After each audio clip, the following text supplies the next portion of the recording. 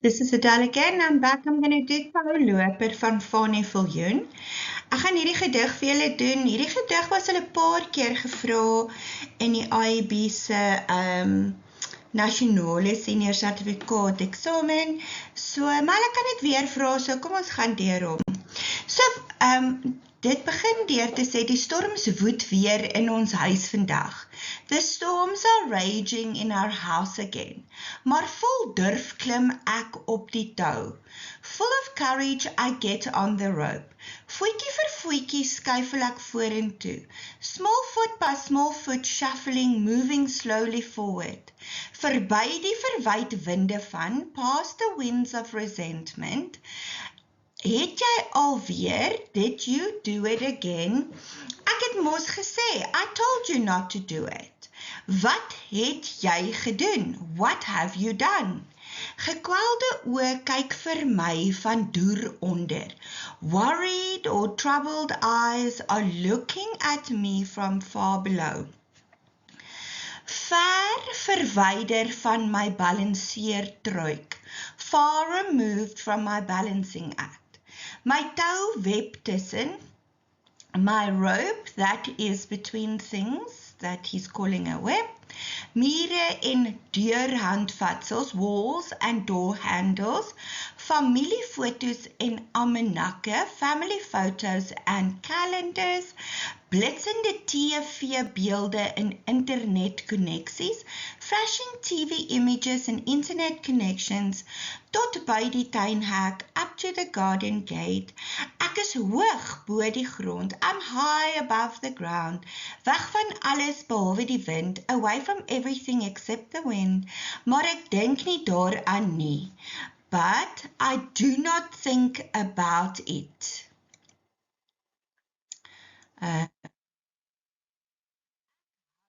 My oog op die tou. I keep my eye on the rope. Ek balanceer my lewe, I balance my life. En voet vir voet skuif ek vorentoe, and foot by foot I move forward. Deur die storm, through the storm. Okay, so let's go to the next slide. Hierdie gedig handel oor 'n kind, 'n tiener, wat baie gedruk en moontlik ongelukkig is met die bekleierery binne in sy huis. Dit kan wees tussen sy ouers of miskien druk van sy skool en sy omgewing. Hy moet pas op dat hy nie in die moeilikheid kom nie. Hy moet fyn trap op die tou dat sy ouers nie met hom beklei nie, selfs met mekaar beklei nie. Met die verloop van tyd aanvaar hy die bekleierery en probeer sy bes om mooi deur die storms te loop. Hy lê klem op sy ouers se dominerende wyse van opvoeding. Okay, so touloper is someone that is balancing on a rope, walking between two things. So this poem, it's probably a teenager that are walking on a rope of life. So he has to be very careful that he walks nicely so that he doesn't get into trouble and that his parents don't fight with him. He's talking about his life as a child in their house and how upset and also how disappointed and how angry and how he feels being in this house with his parents. So the title, Touloper, like I said, is somebody that's balancing on a rope.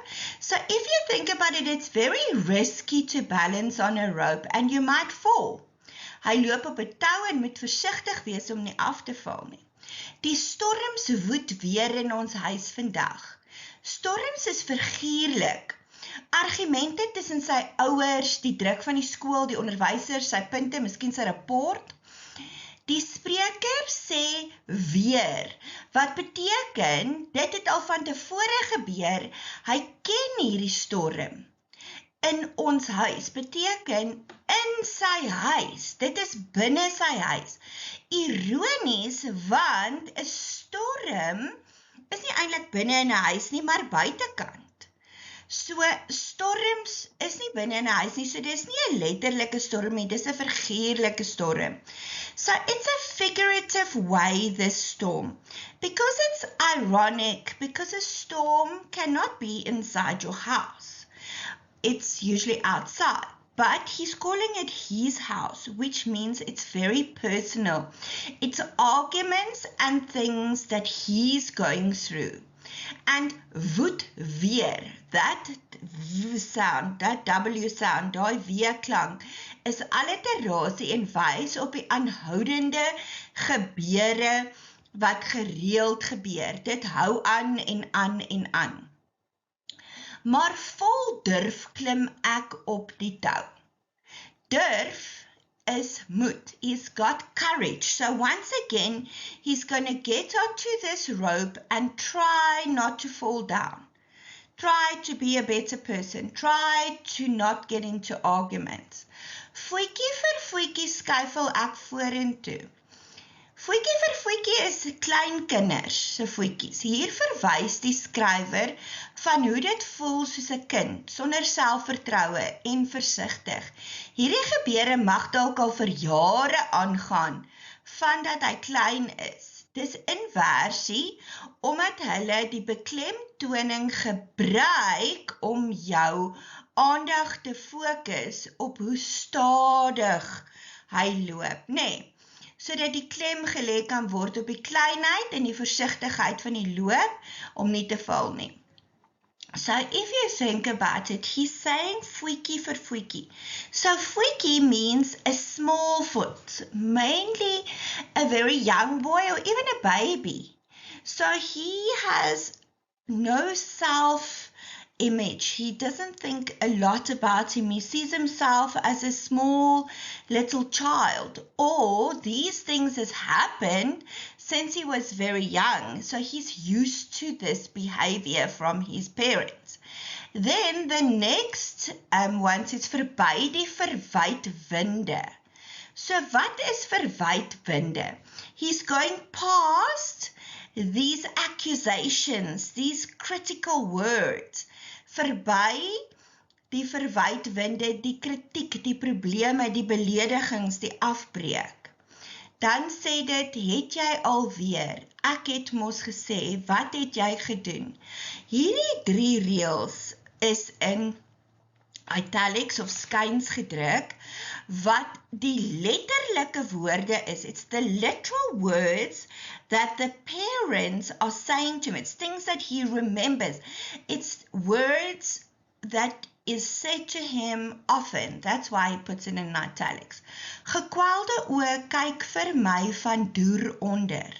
Gekwelde oë is bekommerde ouers. Kyk na hom van daaronder na waar hy op die tou loop.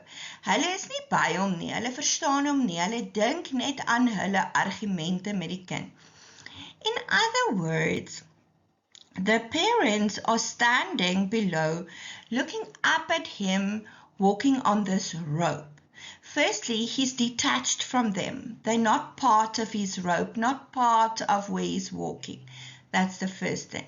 The second thing is they're watching him, like seeing if he's going to fall, if he's going to make a mistake. Is he doing what he's supposed to do? Dan ver verwyder van my balanceertruik. So the parents are not there. They are removed from his balancing act. Maybe he also thinks they don't have to do these things they say to him. So they're not doing it. He's taking responsibility for these things he needs to do. My tou web tussen. Die kind sê my tou. Hy praat van sy eie tou, beteken sy vat verantwoordelikheid van haar lewe. Die tou is tussen dinge in die huis. Die kind se probleme is soos 'n web. Sy's vasgevang in die argumente lewe en haar ouers. Hierdie dinge word van bo af gesien. Mure, deur, handvatsels, alles binne die huis. So if you think about it, she's saying in her web. So this is personal again, my, her. What is a web? A web you can think of like a spider web. She's caught up in this. She can't get loose. She is inside of this. And And when she's in this web, she sees photo albums, calendars, the TV, internet, a lot of things that is normal for a teenager, which makes it part of their life. Okay, then it says tot by die tuinhek. It means that she can see all the way to, because the tuinhek is where you enter the property of a house.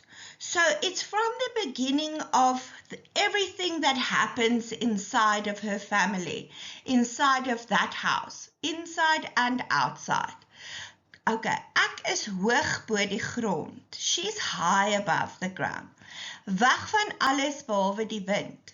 So nou sê sy, die weer wat natuurlik 'n alliterasie is, weg van die wind. Hier wil hy of sy glo, hy kan weg wees, maar die gedagte maal, hy skuif dit weg, maar dit word gewortel in sy menswees. Hy kan nie regtig wegkom van hierdie situasies af nie. So die skrywer probeer wegbreek van alles. Hy probeer om nie te dink aan die verwyte en die verwagtinge nie. Hy probeer sy bes ten spyte van al die afbreek en die ouers, probeer hy fokus, want hy sê, ek hou my oog op die tou. Hy probeer fokus, he's trying to focus on what he needs to do, so he doesn't fall off, so he doesn't make a mistake. Ek balanseer my lewe en voet vir voet skuif ek vorentoe. Yeah, we go. Foot for foot. He's not freaky anymore. He's not small anymore. He's taking responsibility of where he is in his life, and he's focusing on that now, and he is accepting it as it is, and he is moving through these storms, deur die storms. Dan is ons kyk, is vrye vers, nie lankie, geen vaste rymvorm nie, dit help natuurlik met die vloei van, met die tou, die alliterasie van die V-klank, hierso, voet vir voet vorentoe. Laat mens ook dink van, dit gaan nou bietjie vinniger, nee, as daai skuifel. Nou skuif ons vorentoe.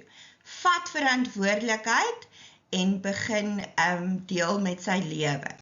Goed, kom ons kyk na 'n bietjie van die vragies wat ons daar kan kry. 6.1 vra, maar vol durf, eintlik is hier ietsie fout hierso. Hier was 'n vragie. Okay, identifiseer die skryfstyl wat in die bogenoemde verse reël verskyn. Maar vol durf klim ek op die tou in versie. Wat is die funksie van die skryfstyl in vraag 6.1.1 geïdentifiseer is? Antwoord, dit beklemtoon dat die spreker dapper of braaf is. Enige een.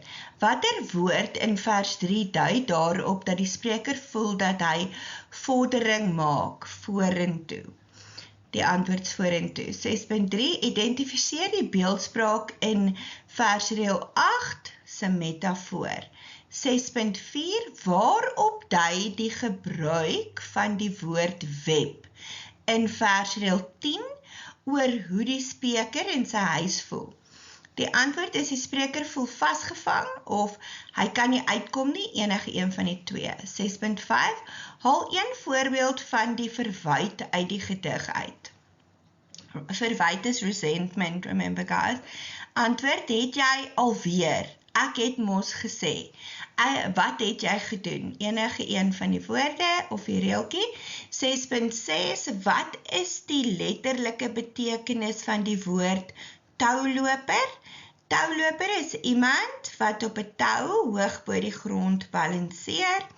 6.7, die aanhalings deur onder in versreël 8 en hoog bo die grond in versreël 15 is 'n voorbeeld van kontras. Wat wys die kontras vir ons van deur onder en hoog bo? Dit wys dat die spreker en die ouers verwyder van mekaar is.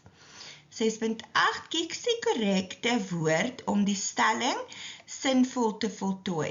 Die stemming aan die einde van die gedig, is dit optimisties of pessimisties? Optimisties. Wat beteken optimisties? Hy hoop het gaan beter word, hy gaan verantwoordelikheid aanvaar, hy gaan harder gaan, hy is optimisties. Nee, 6.9, daar is 'n ek-spreker in die gedig. Hoe beïnvloed dit hoe die leser oor die spreker voel? Antwoord, die leser voel jammer vir die spreker, dit skep 'n gevoel van simpatie. Enige een. OK, dankie graad 12, sterkte met julle eksamen.